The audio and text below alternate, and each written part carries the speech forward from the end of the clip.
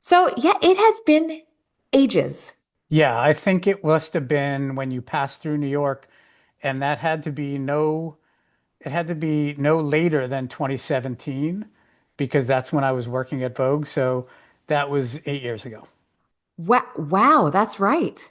Yeah, I forgot. Yeah, and we were in the Vogue headquarters, and you're like, oh, didn't Anna Wintour call you? You're like, hang on one second, I Anna's think calling. that's She's right. Yeah, yeah, yeah. one office over. Yeah, it's been ages. I was pregnant. That's right. Yeah. Yeah. The part of me that's super nosy wants to be like, why did you leave? Where did you go? Where are you now? What are you doing? But that's the whole point of the podcast. So I'm just as intrigued as everyone else listening right now. Where were you born and raised?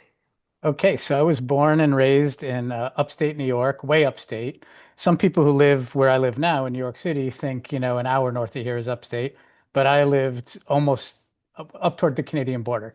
And I grew up in a small town called Amsterdam, New York, which was uh, oddly enough, at one point, the carpet manufacturing capital of the world, a big mill town, similar to the kind of thing you'd hear about in a John Mellencamp song, maybe. Um, and the culture there was sort of half, actually, strangely enough, more Midwestern small town, I think, than people typically associate with New York.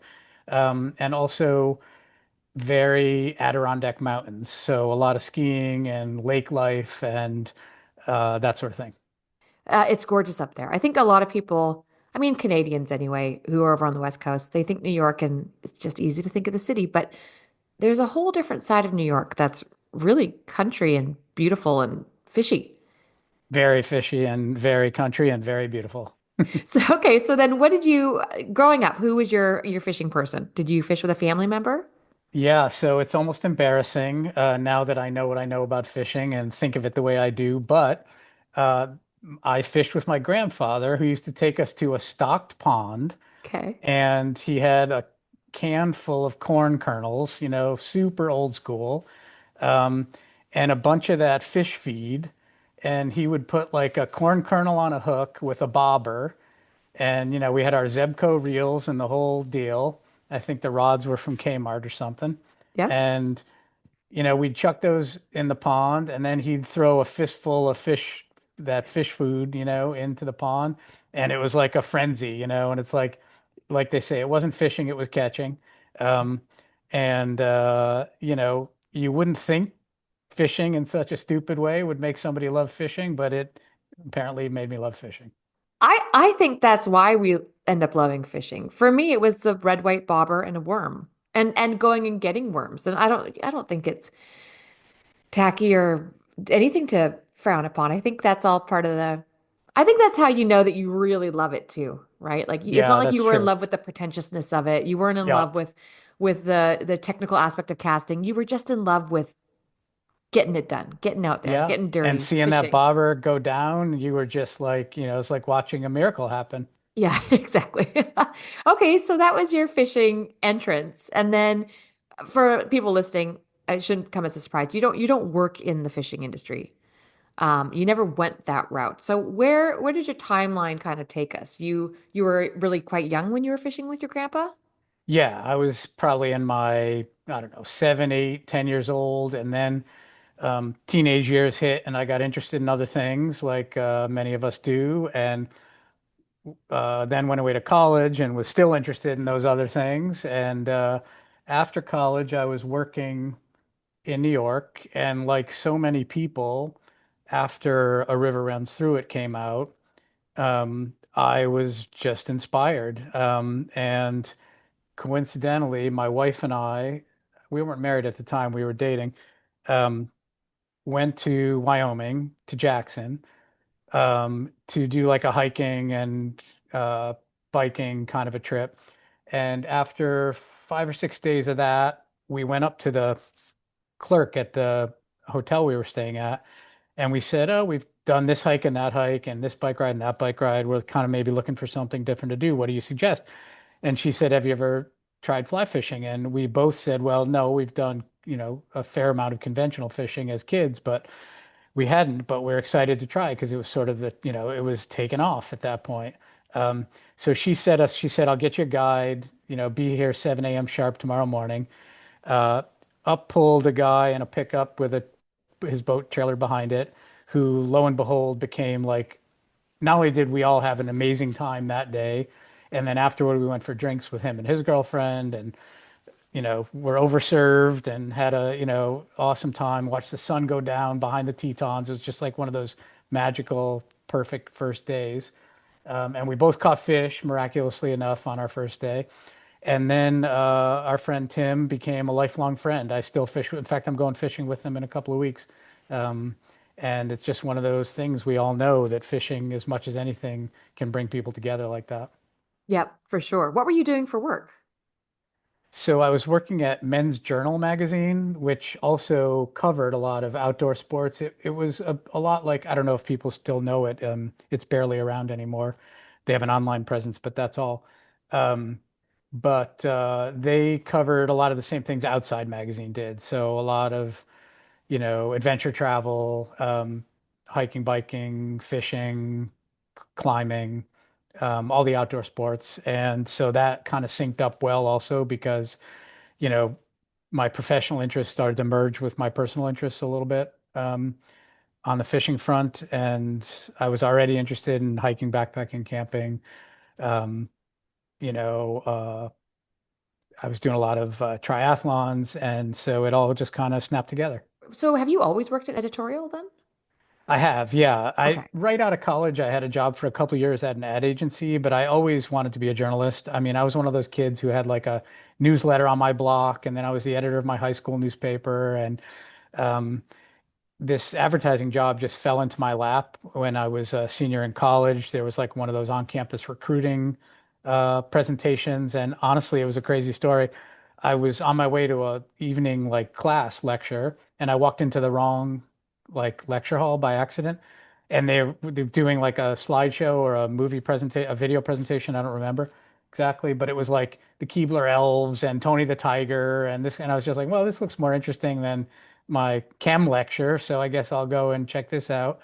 Wound up meeting the guy afterward who was doing the recruiting. We kind of hit it off, and so I worked there for 2 years in Chicago at an ad agency, but then worked my way back into journalism pretty quickly after that, and have been doing that ever since. God, how did you end up at Vogue? Yeah, so kind of a long story. I had been working at New York Magazine for almost 11 years, and it was super fast paced. It was a weekly magazine with a daily website, um, really demanding hours. And then uh, my kids, I had my daughter and then my son, and so life was just getting crazier and crazier. And then I had a rather serious health problem, which I suspect we'll talk about at some point. Um, and I realized I just couldn't work at a magazine that was that fast paced anymore. So I started looking for jobs at a monthly magazine, and I wound up working at Vogue, which is still a terrific magazine and very demanding in its own right. But at the time, anyway, before every place developed like a fast paced website, it was a little bit more reasonable. The other thing about Vogue that's funny is, and anybody who knows me, has laughed about this since the day I told him about it. I'm not a fashion person, but and people obviously associate Vogue with fashion, and it is the world's leading fashion magazine, hands down. But they also publish a lot of great journalism, and my job had very little to do with the fashion side of things and everything to do with the journalism side of things. Yeah, that doesn't surprise me. But weren't they part of I'm going to embarrass myself. Candor, what Co was the Condé Condor? Nast is Condé Conde. Nast is the bigger, company. They published Vogue as well as the New Yorker and Vanity Fair and quite a few other big magazines. Do they also now own Fly Fisherman magazine? I don't think so. If they do, that's news to me. It's possible, but yeah, not to my knowledge. Okay, I know they're owned by a bigger conglomerate. I'll have to pull it up because I had Ross Purnell, the editor of Fly Fisherman magazine, on the show, and we were discussing that. He's very happy where he's ended up. But I remember this. So you ended up leaving Vogue though and going to another department with Condé Nast, right? I did that for a little while, and then I wound up working at Medium, the online platform um, that essentially is like an open blogging platform, which was really cool because it gave me a chance to work with people who wouldn't necessarily normally have the chance to be published by some of these bigger magazines because they're not full-time professional writers. Right. Um, but lots of them had super interesting stories to tell or things to say or opinions they wanted to express. And it was sort of like a way, Medium was a way of like democratizing access to, millions of readers for people who might not otherwise be able to reach an audience like that. So I did that for about 4 years and really enjoyed that. And now I work at Fast Company magazine, the business magazine for entrepreneurs and uh, creative and design people in particular, all business people really, but those are some of their more, particular focuses. Um, and I just started there 2 months ago, so that's a brand new job. Good. And you happy there? I love it there. Yeah, there are 4 or 5 people there who I've worked with before. Okay. And you know how it is, like jobs are about people. And, I really love all those people and they've been really welcoming and warm toward me and as has everybody else. But it's nice to walk into a place where you already know some familiar faces. Definitely. So you were fishing recreationally throughout this entire timeline. Yeah, going back to that first day in Jackson, we got the bug bad, both me and my wife, like right out of the gate. So I started using all of my vacation time. It's hard to fish full time or full time, obviously. It's hard to fish a lot when you live in New York City and you have a full-time job and 2 little kids and, Yeah. problem and, lots of us face, right? We're all busy in our own ways. Um, and frankly, I'm just going to be blunt about it. Like, I don't love fishing back here. I was really spoiled by the fact that I started fishing out west, and it can be really crowded here. Crowds aren't my thing. I mean, not when I'm fishing. I obviously live in New York City. I'm perfectly okay with crowds on a day-to-day basis, but that's all the more reason why when I fish, I like to get as far away from people as possible. Yeah. All these rivers are pretty heavily pressured within a, driving distance of New York, and often there are a lot of people there. I'm not saying I don't do it now and then and I don't enjoy it, but I don't enjoy it as much as I like, fishing elsewhere. So I've just been spending all my, the budget I have for such things and the time I have and vacation days going to the places fishermen go, Idaho, Wyoming, Colorado, the Bahamas once I got into salt, Belize. I've been lucky enough, in case you're wondering if I'm, Jeff Bezos or Bill Gates or something secretly, I'm not. But I've been lucky enough to merge. It's interesting how you've been asking these questions. They led me right to a really good place. Merge my two interests in journalism and fishing by writing about fishing. So a lot of these trips, I've been able to get assignments for magazines to be able to go and do these trips either, fully paid for or largely paid for, and that's what's made them affordable to me, and that's why I've been lucky enough, and believe me, I appreciate how lucky I am to go to Alaska, to go to Patagonia. It's been a pretty great little, gig I've worked my way into. Yeah. Yeah. Not yet. I mean, that's why a lot of us work in media. It's for those perks. So definitely noted. We're not talking to Jeff Bezos, but you're in a Right. job that you love and it's got its perks. So what year was it when you were brought to a halt with your health? Can we talk about Yeah, that? of course. Yeah. So in 2002, I left work one night and it was kind of like a November night where there's sometimes just like a thin sheet of ice like on the ground you can barely know. It's like half raining, half sleeting, half snowing, and uh, I slipped on the ice when I walked out of my office and I twisted my hip. It's just a tiny little thing. I didn't even fall down, nothing big. But I woke up the next morning and my hip really hurt. And I remember thinking like, well, that's weird. I didn't think it was that bad, but maybe I'm getting a little older. I was 37 at the time. Um, maybe that's just what happens, when you get to this age. So I didn't really think anything of it. A month or two went by, it still hurt. I went and saw my doctor. He took an x-ray, didn't see anything, gave me a PT prescription. And then basically a whole year went by. I was busy with my job. My wife and I had our first child that spring of 2003, April of 2003. Um, and then November of 2003 came around, and I was like, it's been a full year, and this thing still hurts. In fact, it hurts worse than it has. I'm having trouble getting in on a cabs. I'm having trouble carrying my daughter, picking her up. I should probably go back to the doctor. And I was thinking, it's going to turn out he's going to do an MRI. It's going to turn out I tore something that they couldn't see on an X-ray, like a ligament or soft tissue, something or other. Um, and then I got a phone call from him his office saying Dr. Wiener would like to, he did order an MRI. He said, Dr. Wiener would like to see you to discuss your test results. And I was so incredibly naive that I actually thought like, wow, that's so great. What a nice doctor. Like who does that anymore? Where like he wants me to come in so he can discuss my test results face to face instead of just on the phone. And I got there and To then the tell you sec that nothing was wrong, you mean? to tell me no, right, or that like maybe I need like some minor surgery or something, or that I had some kind of orthopedic problem. And the minute I got there, though, I knew something was wrong, um, because the receptionist, when she saw, and I said, "Oh, it's Jon Gluck," she kind of looked over her shoulder, and one of the other people at the desk like got up right away and took me like straight to the examining room, no sitting in the waiting room or anything. And then my doctor came in right away and he told me that they had found a lesion on my hip.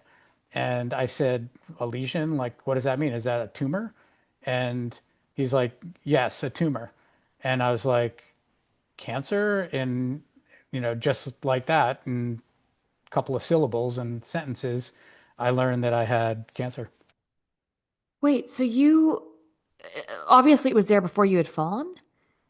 Yeah, it's such a good question because many years later, that same doctor who I've stayed in touch with over the years, I wound up, of course, seeing an oncologist and, not an orthopedist. So he wasn't caring for me um, any longer, but we've stayed in touch. And at one point he said to me, that slip on the ice was like an angel's kiss. It alerted you to the fact that you had this cancer, this tumor on your hip. And if it hadn't, who knows how far along it could have gotten before you discovered it. So in a strange way, it was a blessing. Is that a regular spot for people to get cancer? I know cancer is sporadic, but on the hip, does that happen often? So it of course depends on what type of cancer. And it turned out the type of cancer I have is a bone marrow cancer, Oh no. yeah, called multiple myeloma, which actually more or less starts in your bone marrow and tries to kind of grow its way out of your bones. And so it begins to create these lesions on your bones. Um, and so in my case, with the particular type of cancer I have, it is pretty common. But you're absolutely right that most cancers don't present that way.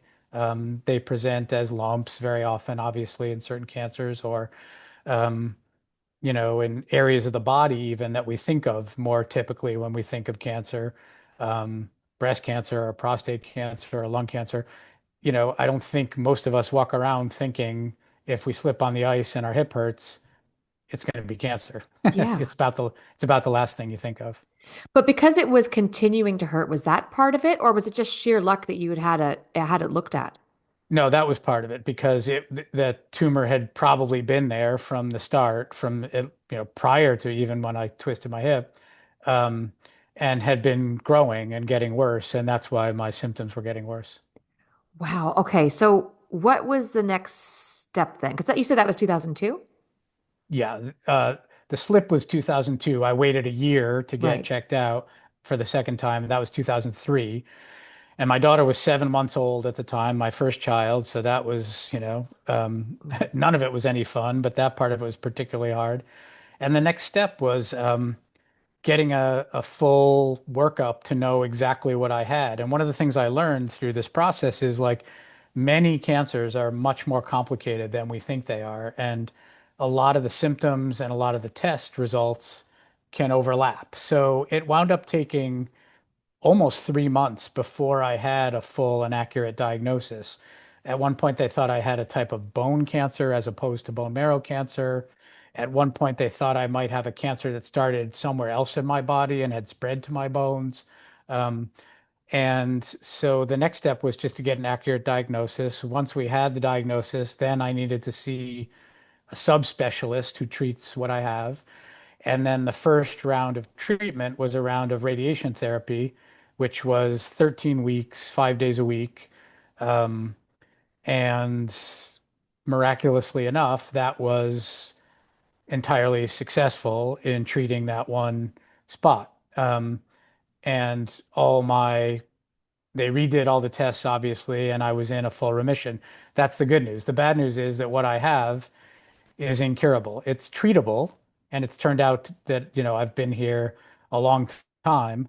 But that's only because I've been treated many, many times with many, many different types of treatment, radiation therapy, chemotherapy, immunotherapy, a very crazy, cutting edge, futuristic um, form of immunotherapy called CAR T therapy that I just had 2 summers ago that's been in the news lately because it's proving to be very successful for the type of cancer I have, more than any other previous treatment. So it's been a wild roller coaster of basically I go in remission if the treatment works, then eventually I come out of remission, sometimes in a matter of months, sometimes many years. Then I get treated again. Hopefully, I go into remission, I come out of remission, and on and on. That's been the cycle. Yeah, because I caught just a couple minutes back, you had said the cancer I have, and I thought, "Ooh, is that a slip or had have?" So that makes sense. Yeah, it's a great question, and it's a hard thing for people to wrap their minds around. It took me a long time to wrap my mind around it because we tend to think of either just two types that there are two types of cancer stories.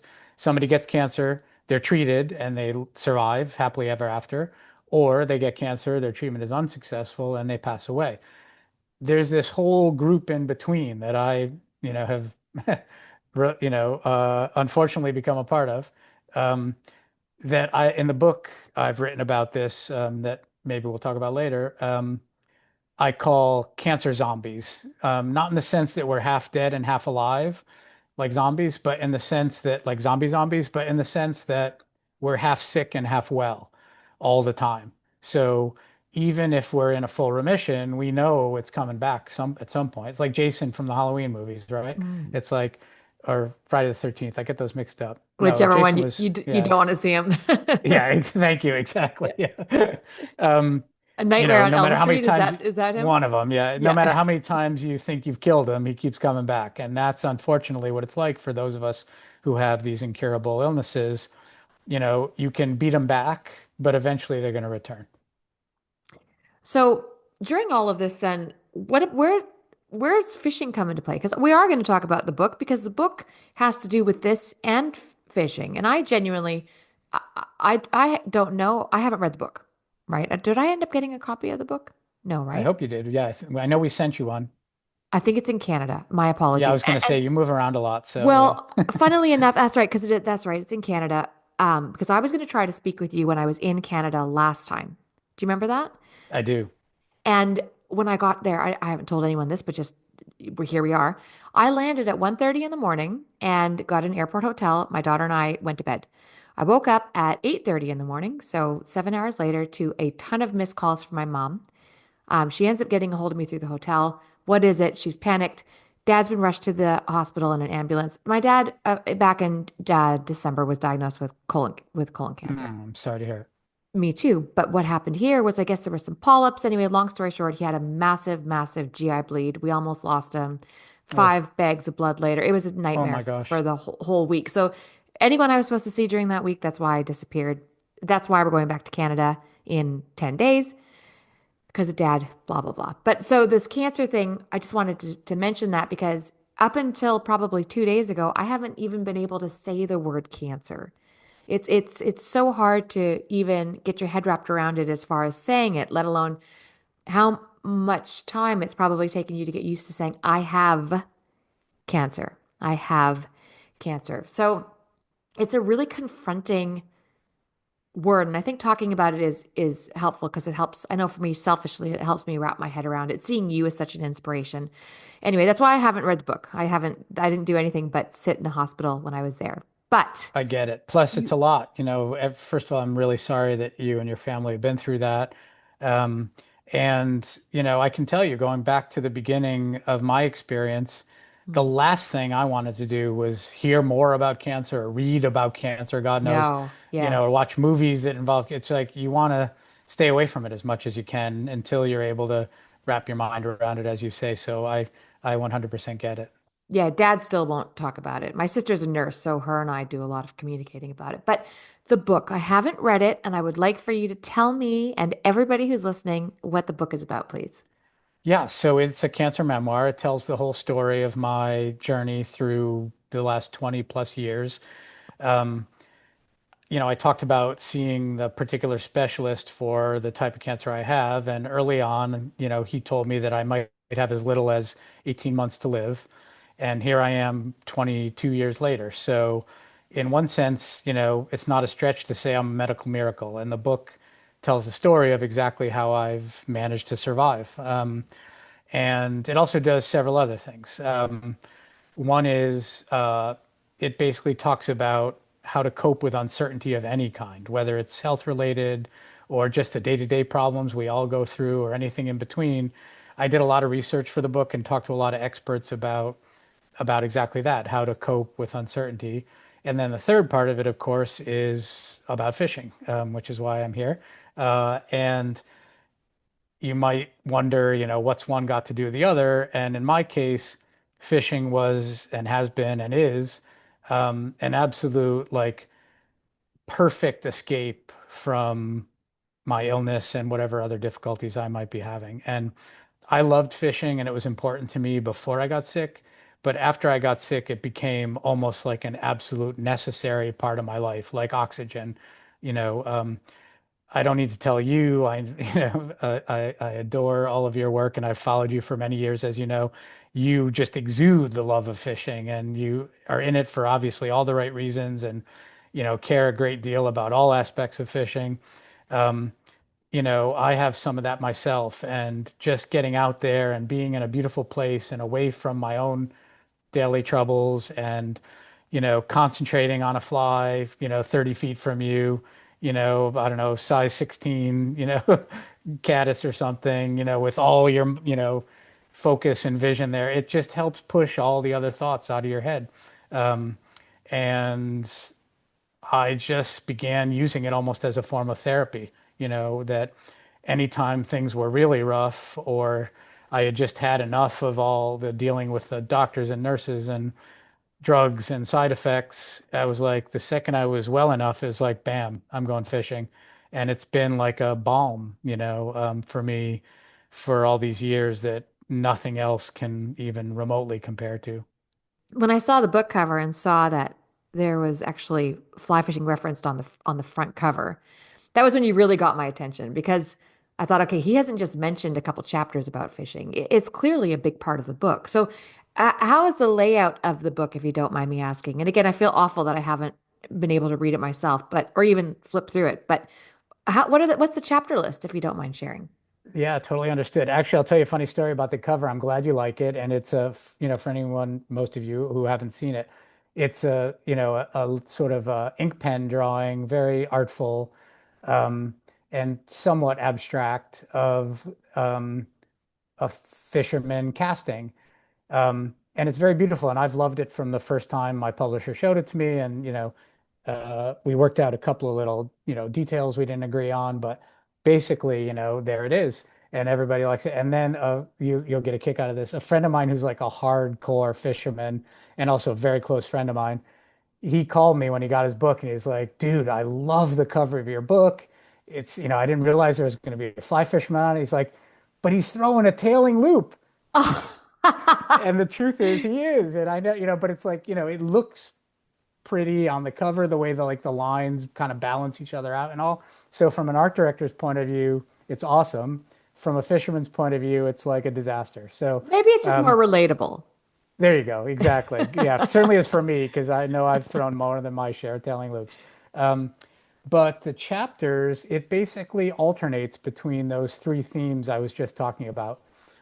One uh, thread is the story of my illness and starting with the slip on the ice and going all through the different treatments I've had and how those treatments were developed. And there's a fair amount of like pretty hardcore science to it for people who like that.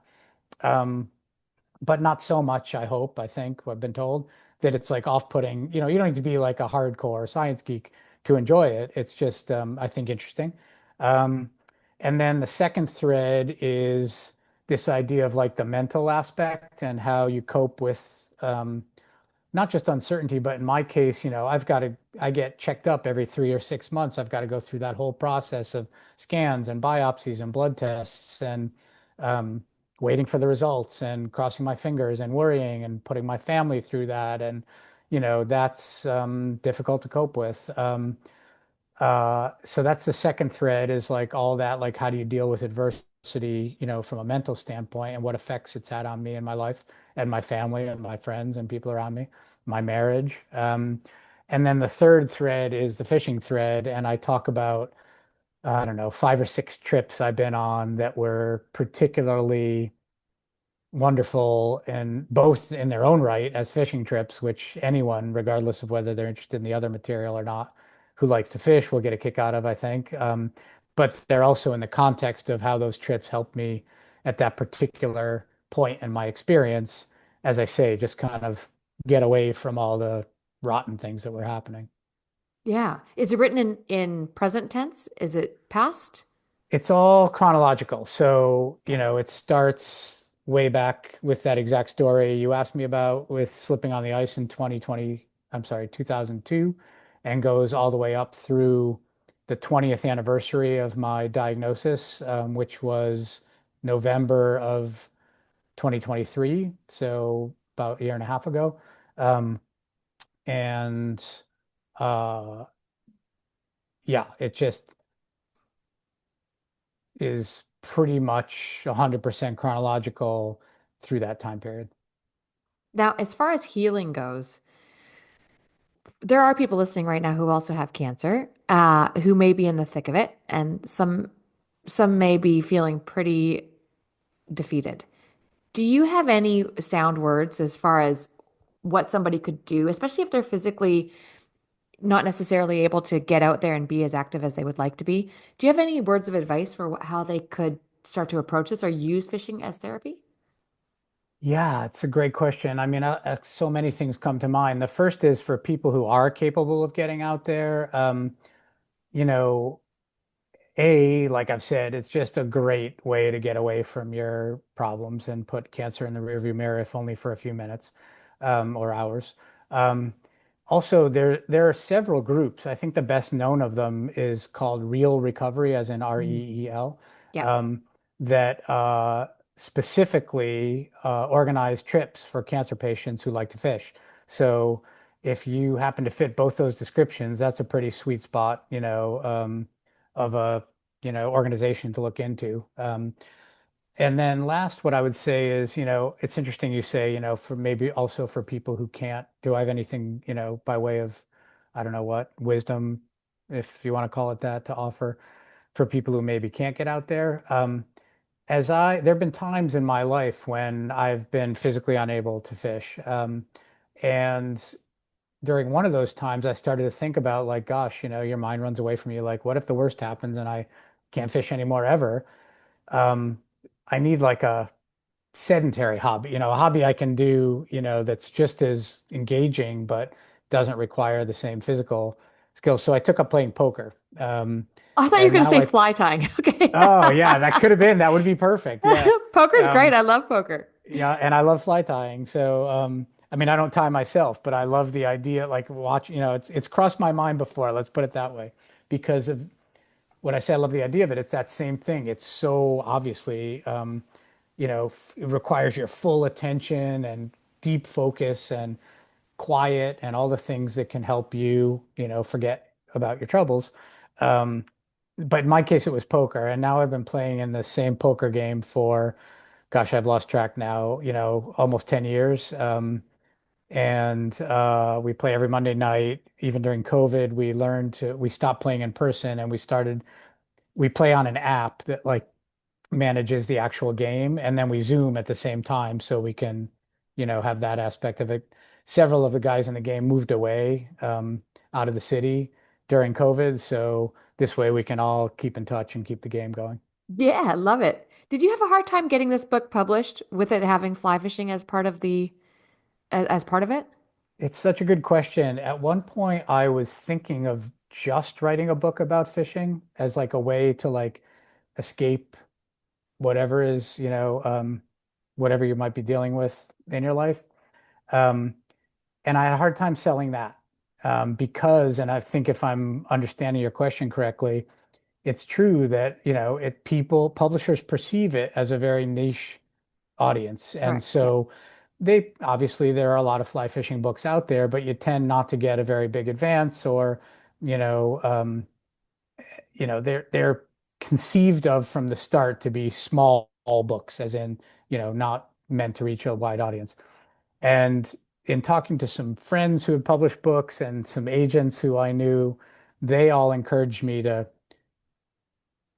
they were like, dude, you have it totally backwards. You're like letting the tail wag the dog. Like, it's not the fishing you should write about and then be like, oh, by the way, I have cancer for 22 years and was told I only had a year and a half to live. They're like, write about the cancer and then flip and let fold in the fishing as it sort of pertains to the rest. And that's what we wound up doing. And that actually, I'm not going to say it was easy to sell because it's always hard to sell a book, but it was easier to sell than a book that was strictly focused on fly fishing. I'm just so happy it's out. I mean, all the eyes that we can get on how it is used as a healing tool is, I mean, we'll take it. So, what about writing the book? Was there a chapter in particular that you had a really hard time with, or anything that you thought about leaving out because it was too personal? As I Yeah. say to share to everyone listening. Right. No, I know what I got myself into when I started writing about this. I also want to say before I answer that question, going back to what you said a second ago, like, Uh-huh. yes, I am absolutely an evangelist for how helpful fishing can be if, as a therapeutic tool, for lack of a better term. But let's just be clear too, like I still love just to fish for fun, like I don't go out there every time like super serious and like, oh, I need to be all spiritual about it. It's just most of the time I just go out and fish like everybody else does. So, But isn't you that part know, of the healing anyway? Having it fun and is. just Yeah, it enjoying is. your life. Just enjoying your life. And, like everybody else, I could tell you, bore you to death for hours telling you about the ones that got away, or I could bore you to death for hours showing you the pictures of, some of my best fish. So that's all still true, regard cancer or no cancer, that's all still Yeah. true. Um, and then to answer your question about was there anything, what were the hardest chapters? That's an easy one.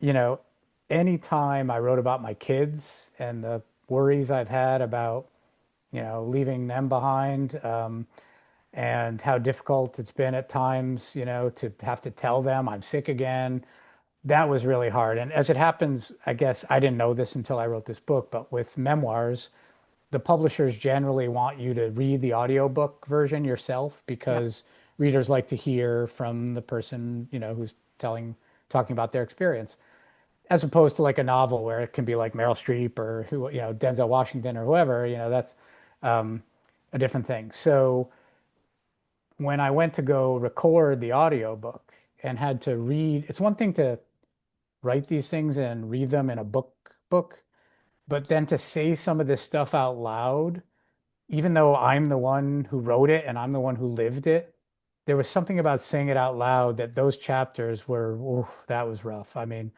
there were a lot of tissues, spent in the making of that audiobook. And I had this wonderful director and wonderful sound engineer. They were the nicest guys, and they were just so like supportive and easygoing with me. But that was rough for sure. I could see that. I could see that. You hit a nerve when you said that your daughter, your kiddo was 7, because mine is 7, and you see it. It's not even it's not yourself at that point, is it? It's everything. It's their future and all everything that goes along with it. And then also you're faced with, I would assume, the day-to-day pressure of being the best because you don't want to go with any guilt. If you aren't going to make it, you want to know that every single day that you had, you were as perfect as you could be. And that puts an insane amount of pressure, especially while you're trying to heal. Did you go through that where you felt like you had to live every day as if it were your last? Yeah, I mean, just to be clear too, and believe me, I understand. Like, first of all, we're talking about a lot of things. Second of all, I tend to talk fast at New York speed, but my daughter was actually 7 months old, not 7 years Oh, old. oh Yeah. no. So you couldn't even, oh my So it was even goodness. crazier because the thing that, well, I don't know, I don't want to compare, but the thing that went through my mind a lot was like, she's not even going to know me, That's right. and that was just a really tough thought to have to process. So yes is the answer to your question. I poured it on as a parent, it was like, I don't know, people say like none of us knows if we're promised tomorrow, so make the best of today. We all hear that and, oh yeah, okay, that makes sense. And, maybe we do it a little, maybe we don't. when you are facing something like a very serious diagnosis, or other people who talk about having like maybe like a near death experience, like a bad car accident, let's say, Yep. it really does, it's a cliche, but it's true. Like it changes your perspective and you realize like this, like they say, this ain't a rehearsal and I better get on it. Like, and so not just with my daughter, but kind of everything in my life, it really changed me that way. Like if there's something I want to do, I tend to do it like that minute. Um, and I heard a great term for this somewhere along the line. Like, obviously, we all know what procrastination is, right? Putting things off till later that you're supposed to do now. I heard this term precrastination, which basically means people who can't put things off, like they're so amped up all the time or so eager to do things, or maybe like in a really bad case, almost like it's almost like a compulsion, like not a healthy thing. I kind of have, I think, the healthy version of precrastination now after my diagnosis. It's like if I decide there's a place I want to go to fish, let's say, or there's a book I want to read, even, something like that, or a Broadway show I want to see, or, an art gallery I want to go to, or a restaurant I want to eat at, I am like on it. There's no like, oh, I'll write down a note and maybe I'll go, maybe I just like, I'm not saying that second necessarily the next day, but pretty darn soon, I'm gonna like make a plan to do it and make sure I do it. Absolutely. I literally had this conversation the other day. I was on Jamie Howard's podcast and I had a near-death experience in 2008 in a bad car wreck. And exactly the same thing. Once you know that it really can be gone, that whole live every day as if it's your last is a real thing. For me, I ended up having, it was too much though, too much pressure. I ended up having a bit of a breakdown because, when you're in the hospital, everyone, I don't know if this happened with you, but they would send in a psychologist to speak with you about PTSD. And I would say, I'm fine. What are you talking about? I'm just so bloody happy to be alive. I don't need any mental therapy. Yeah. But then what happens is every day that you're trying to live as if it's your last, when you're tired and you have a down day and you want to watch a movie, you feel this insane amount of guilt because you're not doing what you said you would if you were going to die, that you're not living every minute out on the water even. And so it can be a lot of pressure. But I like that procrastination. That explains a lot. You're giving me some perspective there.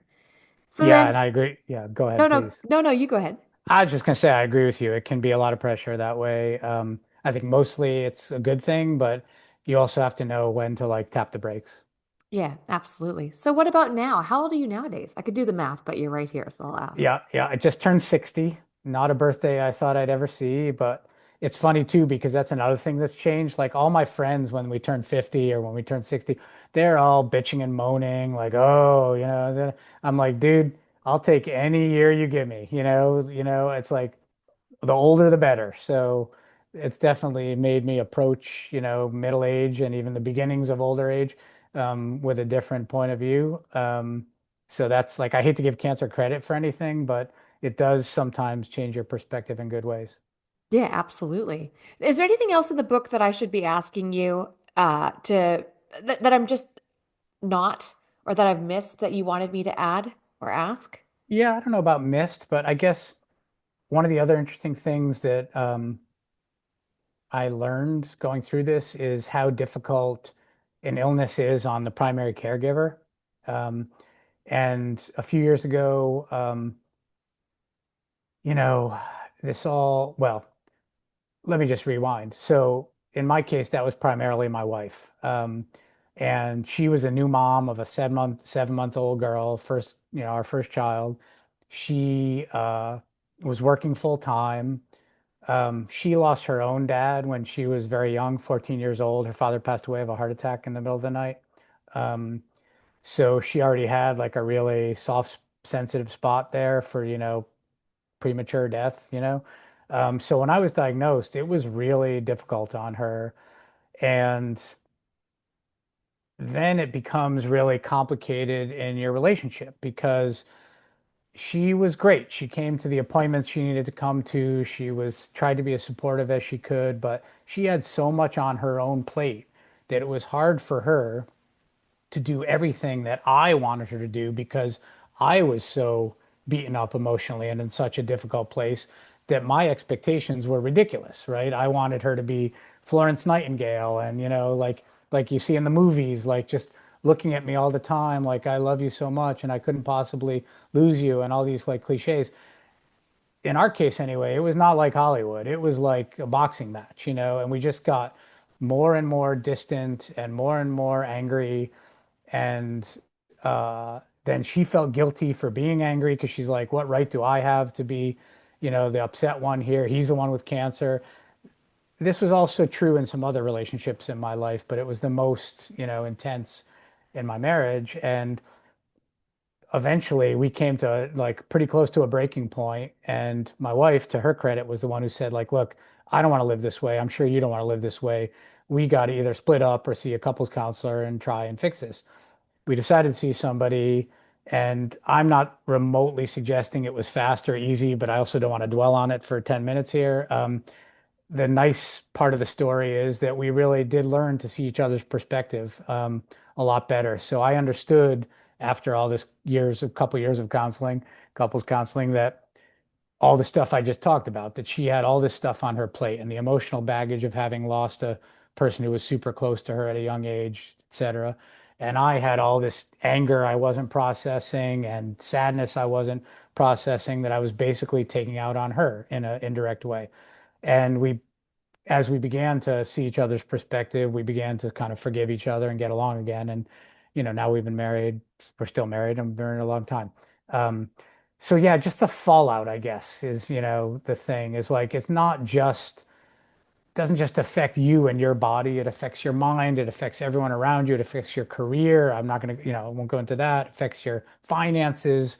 Even if you have good insurance, and God knows if you don't, it's expensive because your deductibles and there are certain things that aren't covered by insurance, and all of it is an enormous hassle. Also, just managing an illness, a serious illness, takes up a huge amount of your time. And more so than ever now, where a lot of hospitals and doctors' offices are kind of shunting off a lot of the administrative work onto us, with the portals and all of that. Um, it can be exhausting. So, like I say, it's the fallout that was unexpected to me. Um, I thought it was going to stay like more in one lane, but it kind of just spreads everywhere. I think that is such an important part of all this. I'm so thankful that you're being honest and sharing that because that's a big reality. And I've seen it with my female friends with their husbands not being particularly sensitive, less so with my male friends, because we don't have these sorts of conversations. But this is a real part of it. And having a young child involved, that just heightens the pressure. And then she would be looking at things thinking, how am I going to do this on my own? Did she understand that you wanted and needed to fish?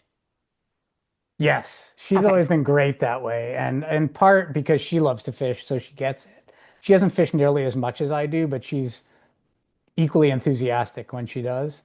My wife has like great enthusiasm for everything, so she's one of those people who just like all in if she's into something. So, like I say, she doesn't fish nearly as often as I do, but she gets it and loves it. Um, and we developed this thing pretty early on in our relationship where we decided to kind of give each other like little mini vacations away where we could just go back to doing our own thing that we liked, right? So, Yep.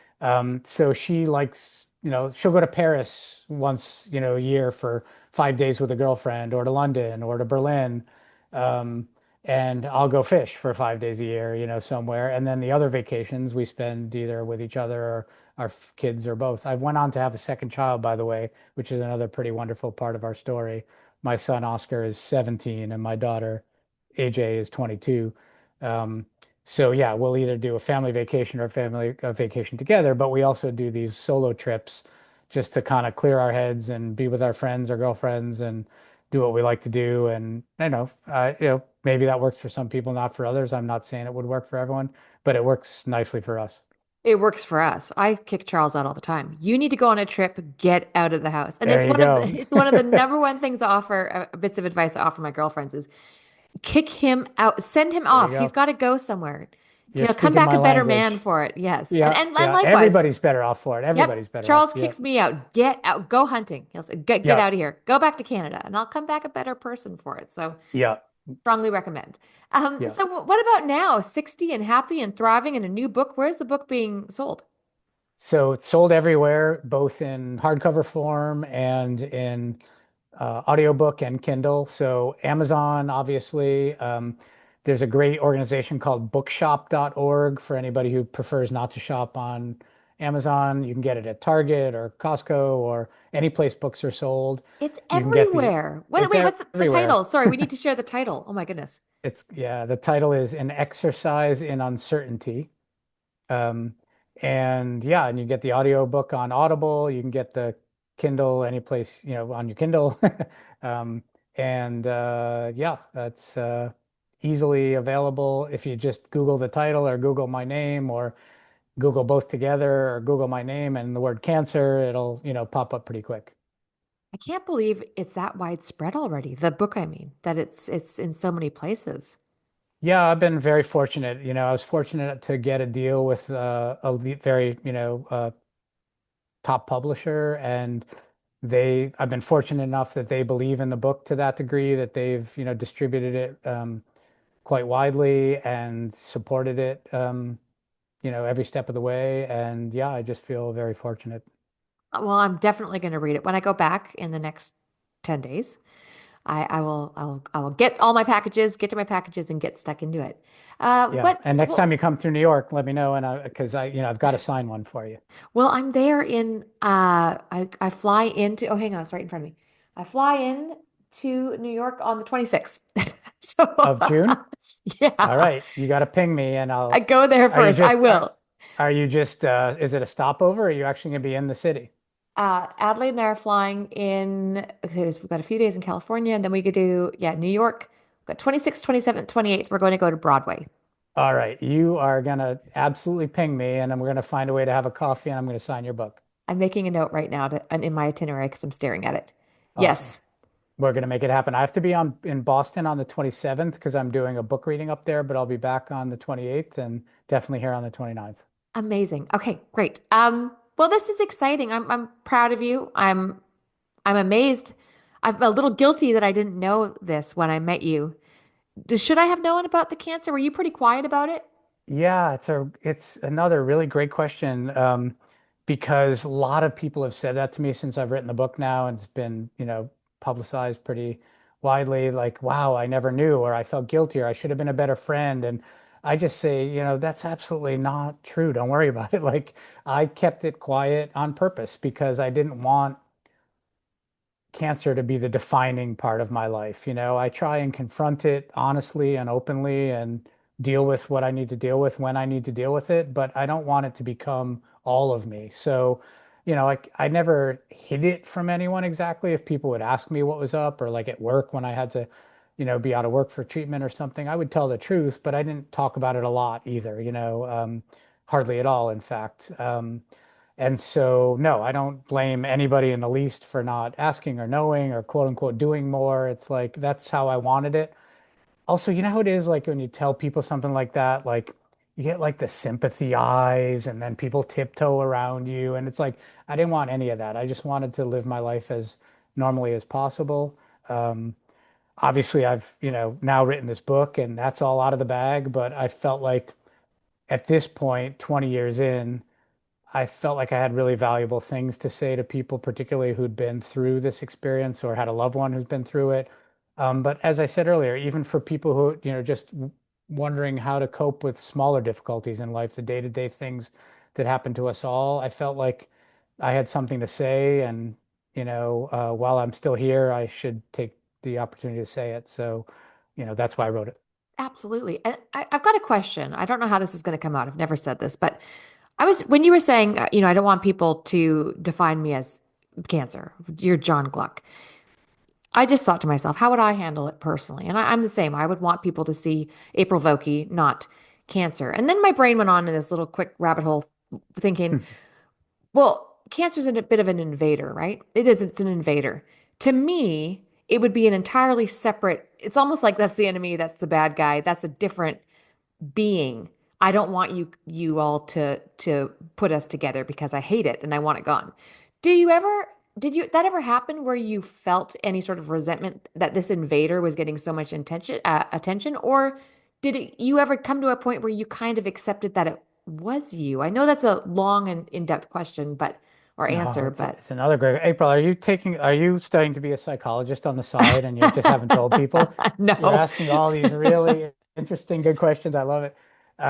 All things I write about in the book a lot. So it's like you've really, I know you said you haven't read it, but you've anticipated or like intuited a lot of what I'm trying to share. So the answer is early on, I tried really hard to just keep it in a box. And I was able to do that and compartmentalize it because in my case, my cancer was caught pretty early and treated pretty successfully early on without a huge amount of very difficult or debilitating treatments. None of them were any fun, and I don't want to minimize it either, but I was relatively lucky early on, and my treatments were not super difficult.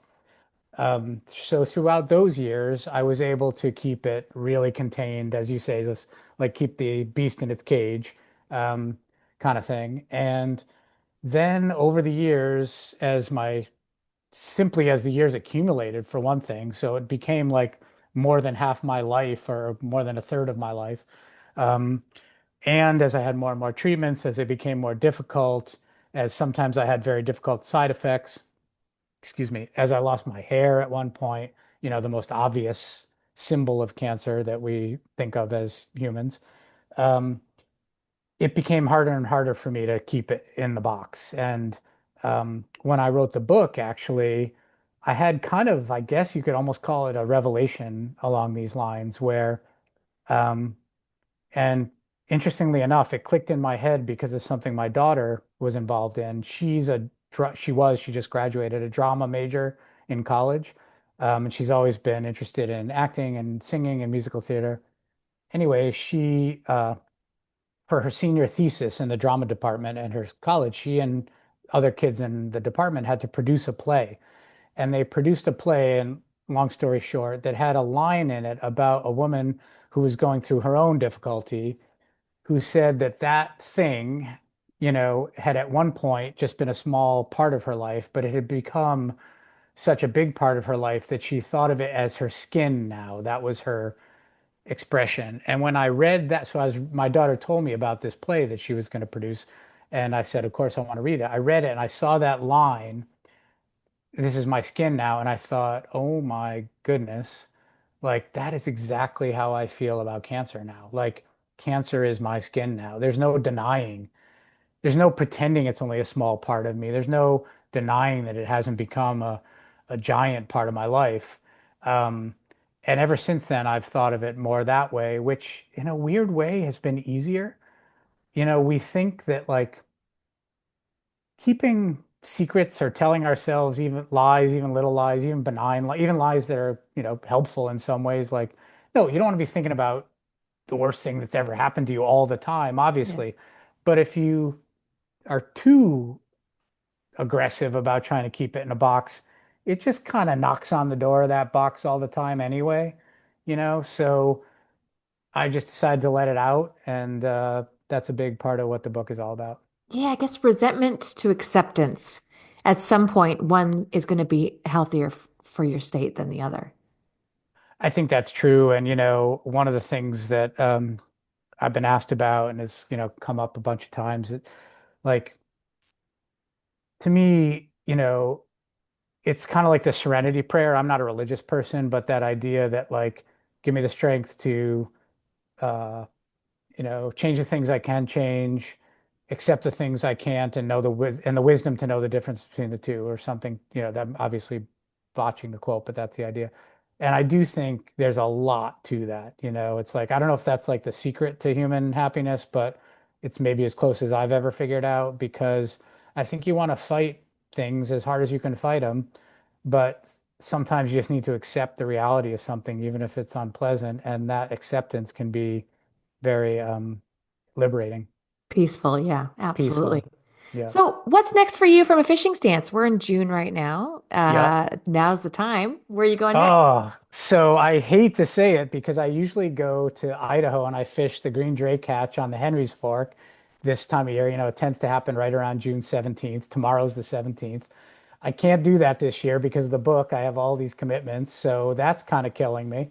Um, but I am going out to Idaho in 2 or 3 weeks, just kind of settling on the final dates right now with that same friend who was, the first person who ever took me fly fishing. Tim. And Tim, and he and I Yeah, are going to fish cool. out there. And we have some secret spots we like to hit, and I'm not going to divulge those, obviously. Um, but then we also fish some, pretty big, obvious, like I'll probably be a little too late for salmon flies on the South Fork of the Snake, but um, we'll get into some smaller bugs after that. And you know, good or bad fishing wise, I'm sure we'll have a great time. Yeah. Well, you can just make it a business write-off. Start pairing all your fishing trips with your book signings, and then you're good to go.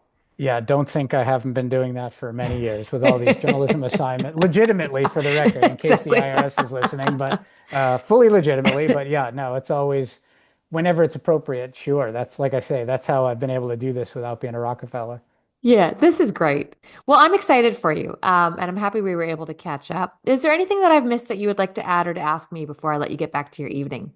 No, honestly, it's been wonderful, April, and it's been so nice to be back in touch with you. You have such a great spirit and such a life-affirming spirit. Oh, Whether thank I you. can see how your sister was a nurse, I could see how you could have been a nurse too. You have got a great way of making somebody feel good about their life, no matter what's going on, and I really appreciate it. Thank you. Likewise. Well, I will see you in a couple of weeks, looks Love like. it. Yep. All Okay, right. let's stay in Yeah. touch and I will give you my feedback as soon as I read this book. Wonderful. Thanks so much. Thanks, John. I'll talk to you soon.